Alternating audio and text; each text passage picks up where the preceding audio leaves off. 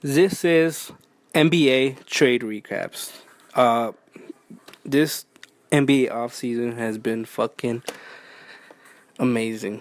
This offseason single-handedly beats every other single offseason combined. That's how crazy this offseason has been. And we're going to recap everything. Well, not everything. Nah, just... what the hell am I saying? I'm going to tell you what we're going to recap. We're going to recap the OKC team, whether they are a super team or not, whether they'll win the championship or... We'll get into that. We'll talk about Dwayne Wade, Houston Rockets, the Boston Celtics, the Pistons, and the Timberwolves. Those are the main teams we're going to talk about. Also, we might throw in some 76ers. But mainly the biggest trades that has happened.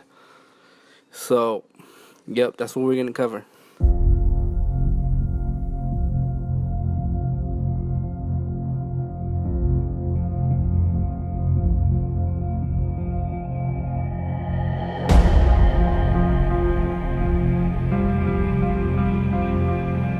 The CE Network presents Authentic Sports Talk with Anthony Munoz, the greatest sports talk show known to mankind. We're back.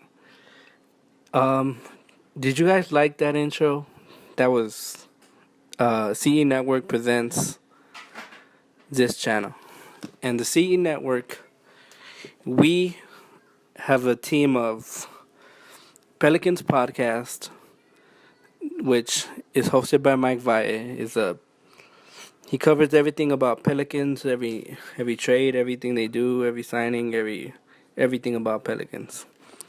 Then we have my channel, which covers everything about sports that I like, which is mostly basketball, NFL. We throw some boxing in there. In the future, we're gonna talk about some WWE, WWF. We're gonna talk about a lot of things on my channel. My channel's all over the place. So that's the kind of sports talk show that I have. In one of my special edition episodes, we talk about conspiracy. So that's what we do here. So go check that one out if you haven't checked it out. Also, we have Anime Podcast, which is a podcast about anime. Everything you need to know about anime, you need to definitely go check that out. It's hosted by Javi, and he watches anime 24/7, so he knows everything about anime. Also, we have a new show that just got added. Sorry. It's called Hoops Crew. That's Hoops Crew. Hoops Crew. Yeah. I mean, it looks better than it sounds. I really love their logo. It's cool. They're from the CE Network, and it's also hosted by Mike. And that one kind of caught me by surprise. I didn't know that one was gonna get added or not. But there's more coming, definitely. We plan on joining with someone that's interested in making some podcasts, some channels. So stay in touch. We got more shows coming your way. But anyways, that's enough about that. NBA trade recap. First, let's start off with OKC.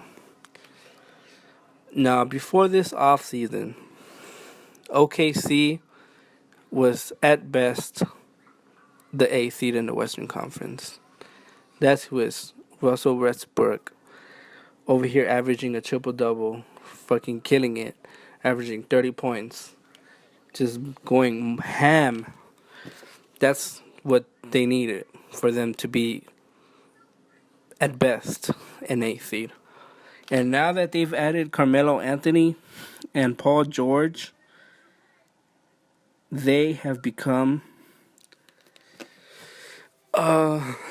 would I put them up there? That's the question. That's the question we ask. Does that put them up there on the elite class with Golden State? I'll tell you this much. I think they're better than the Houston Rockets. And the Houston Rockets are pretty good. They're they're not I don't we haven't seen them play, so we can't say that they're not going to be good or that they're super good, but with the players that they have, they should be good.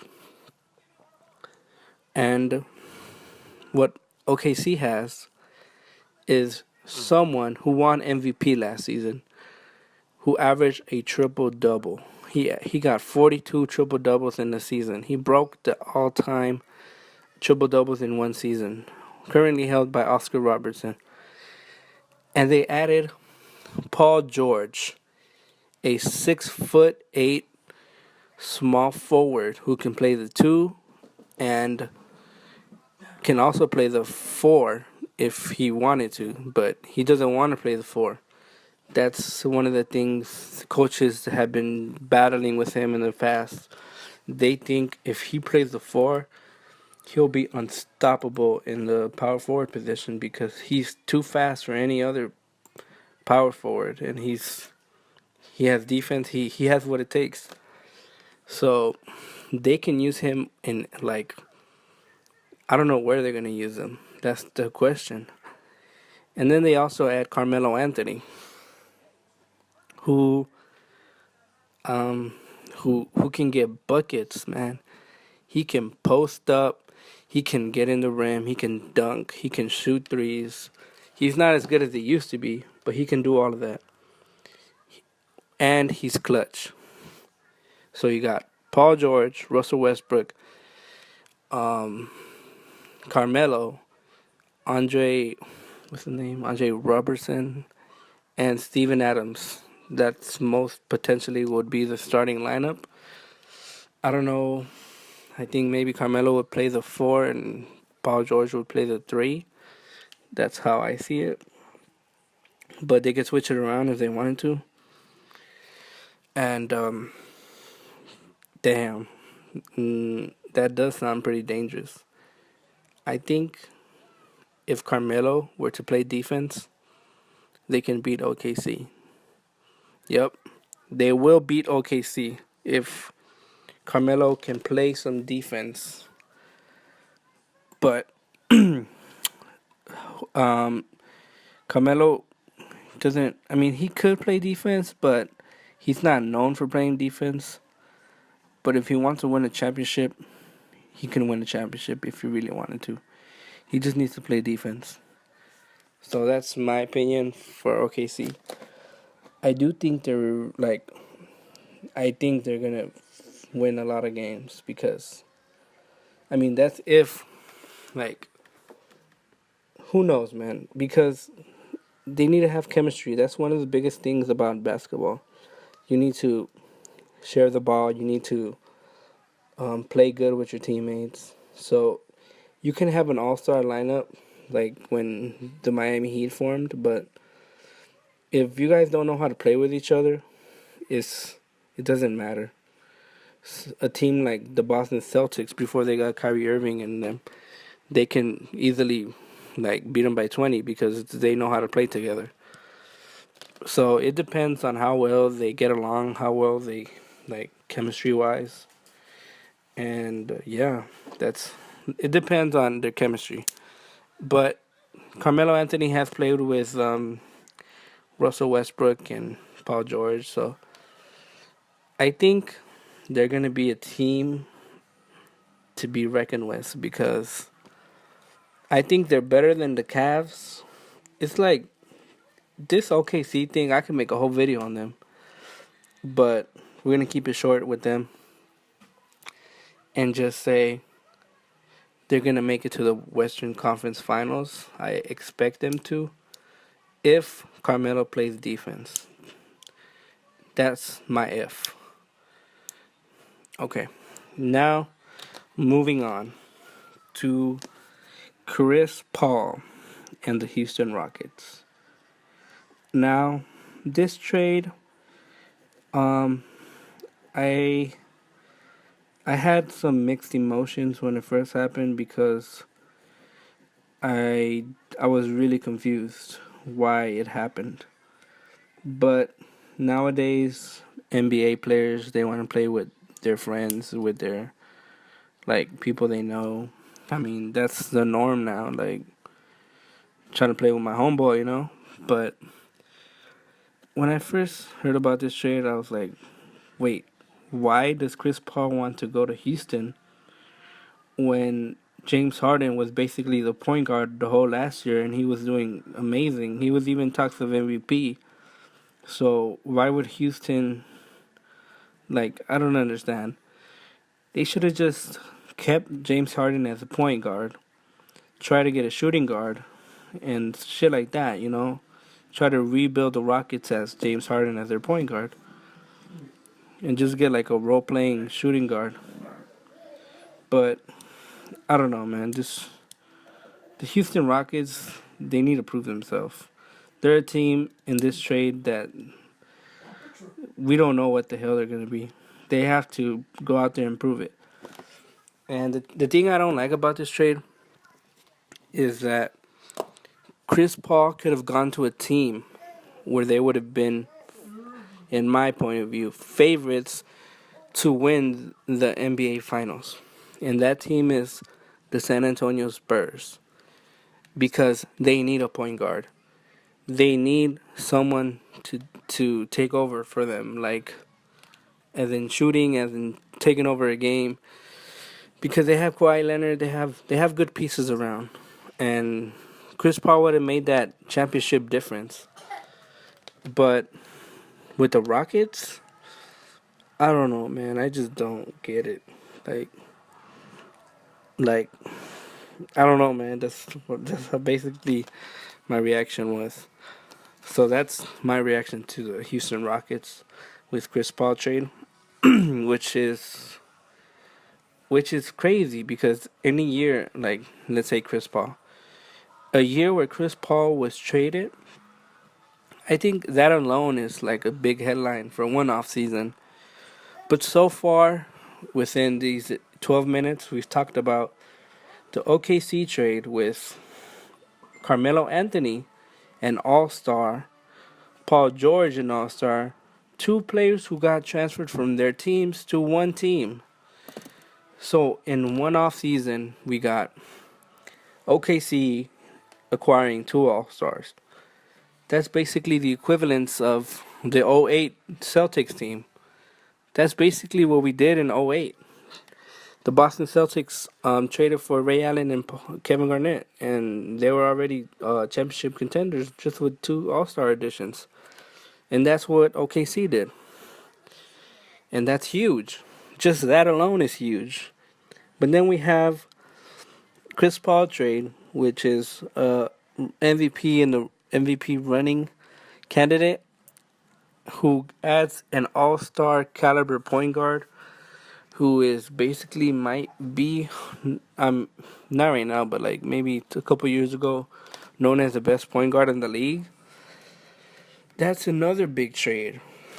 And then we add, like, I don't even know what to say, man. That's just two of the ones I want to talk about on the list. I have 3, 4, 5, 6 that I want to talk about. And those two aren't even the biggest ones. The biggest one is yet to come. I made a whole video on the biggest one. And let's move on, though. Let's move on. And we're going to move on to Gordon Hayward and Avery Bradley. Why Gordon Hayward cost us the Celtics more than just cap space. Because in order to sign Gordon Hayward, they had to trade Avery Bradley, who is a scorer, and most importantly, he can guard any point guard and shooting guard. He can guard any point guard and shooting guard. That is huge in the NBA because not a lot of players can guard all the point guards or shooting guards. When you have a player that can do both and he's a hustler, fuck, man, you lose a lot. And that one really hurt me. because I'm a Boston Celtics fan. But, oh man, this offseason has been crazy. I chose the wrong time to start a sports talk show. But I just wanted to bring that one up because that one hurt my heart. It hurt to let him go for basically nothing. Well, we got who we got? Marcus Morris, who is not the equivalent of Avery Bradley, but we needed cap space. Okay? And we move on to Jimmy Butler. Here's another trade that would have been big news in just one off season. But it happened in this off season too. And it's not the biggest one that happened. It's not. But I need to mention this one because he's an all-star, man. He's freaking he's like Avery Bradley but better because he's an all-star scorer and he's an all-star defense and he's shooting guard, 6'7", I think. That one, oh man, that one.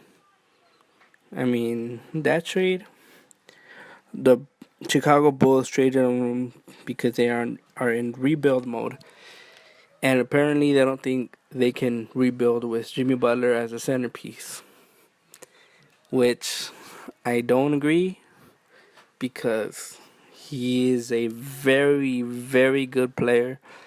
He is a championship caliber shooting guard. He has potential to grow his game still. I don't know how old he's not that old. Let me check right now. I'm on the computer right now, so let's check his age. Jimmy Butler.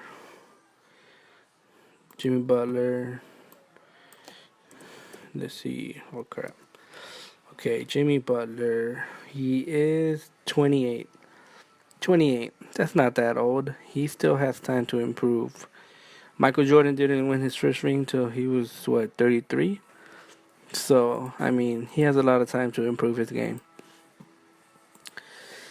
And the Timberwolves, they're our team to be reckoned with if they pull it together, because they've had good teams in the past and they just don't know what the fuck they're doing, man. But they got who they got. They got Jimmy Butler, who's their point guard. Fuck, man. Who's their point guard? Gotta search this up, man. But anyways, they got Jimmy Butler, Karl Anthony Towns, Andrew Wiggins, and they have Tom Thibodeau as their head coach. And Tom Thibodeau is known for good defense, and they need good defense. And they also have Shabazz Muhammad. What's that guy's name? The center. I know his name is Dang. Tyus Jones.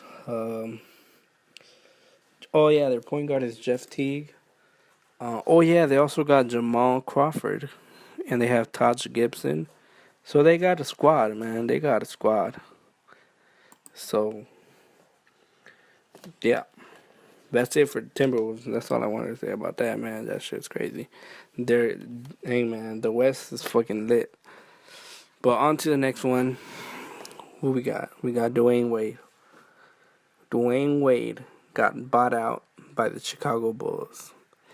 So, in this offseason, I don't know how many All-Stars. It's just so overwhelming because there's so many All-Stars that have switched teams. And Dwayne Wade is going to add to that list sooner than later. And my prediction is that he is going to sign with OKC. And I'll tell you why. Because of Kevin Durant. Kevin Durant. Let me tell you about Kevin Durant. Kevin Durant is a little bitch. I said it. He's a little bitch. He's acting like a little princess over here making fake Twitter accounts, fake Instagram accounts. I mean, the fake Instagram account, I understand because he talks to his friends and his family, but Come on now. You over here talking shit to other people on fake accounts, like defending yourself? Like just defend yourself in real, like in your real account. Why you gotta make fake accounts? Oh man, that's some pussy shit, man. But fuck it, man. That's who he is. He a little bitch. I mean, he has a lot of talent, which most of it is because of his height and because he's a 7-footer and he could dribble and he could shoot. I mean, who the hell could stop him? But yeah, that's pretty much. I mean, he's a bitch, pretty much. There's nothing much more to say about him. But yeah, he's a bitch. And him leaving OKC, it was like the bitchest, like little bitchest move ever. He went to the team that beat him in the conference finals. Like, who the fuck does that? And NBA players, I imagine they got pissed because who the hell, like, I mean, he didn't even call Russell Westbrook to tell him, hey, bro, I'm going to call you first. I'm going to let you know first. I'm going to the Warriors. This has nothing to do with you, bro.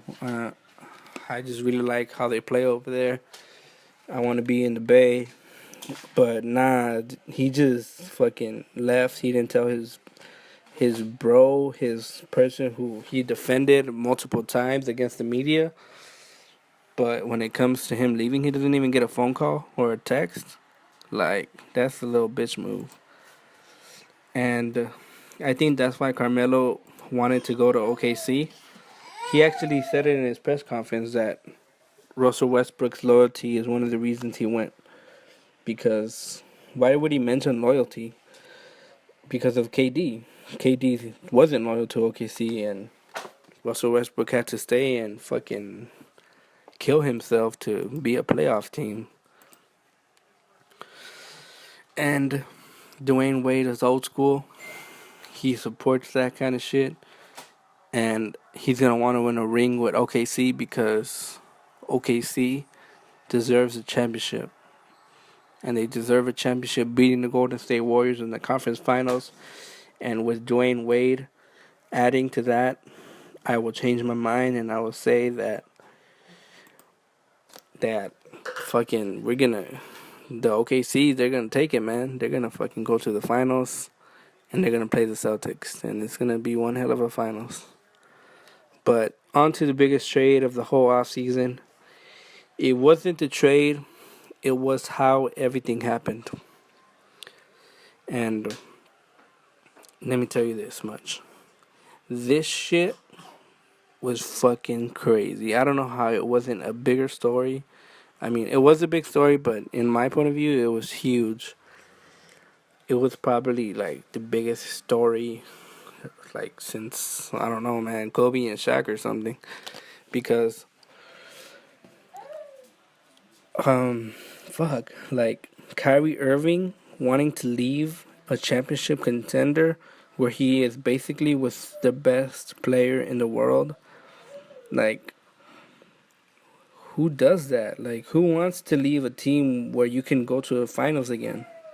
Basically, that's what they were facing. Like, they were going to go to the finals again. I mean, he didn't want to go to teams that were, like, pretty much playoff contenders and shit. But why would you want to leave LeBron? And I say that sarcastically because, to be honest, I would want to leave LeBron too. Like, I'm pretty sure he's fake as fuck. And Kyrie, I feel this vibe that he keeps it real, man. He's an honest guy. Like, he ain't gonna sugarcoat shit. When he did the interview with First Take, it was cringy. It was awkward because shit, sorry, my brother. It was cringy and it was awkward because he's honest, man. He's not gonna fucking lie to you. Like, he keeps it honest, man. And that's the kind of guy he is. And fucking dealing with LeBron's fake ass for so long, I mean, it probably left a sour taste in him. I was like, fuck this shit. I ain't trying to be here. Which I understand, man. But the whole drama behind this the speculation, the whole everything, like that's what made it like so huge. And leaving LeBron, who is gonna be the biggest star in this era, and fuck, man, this is crazy. But yeah, I mean that's gonna cover it because I feel like I'm getting sick, and this episode should have been better. But my goal is to post an episode every other day now. That's my personal goal. So today is, what is it? September 25th. So hopefully I have an episode again on September 27th and then September 29th. So that's my goal. My subscribers, I hope you keep me to it. Comment me. I don't know. Sorry, shit. Yeah, I mean, I don't feel good right now. My voice is fucking drying up. But yeah, we have a lot of exciting shit going on.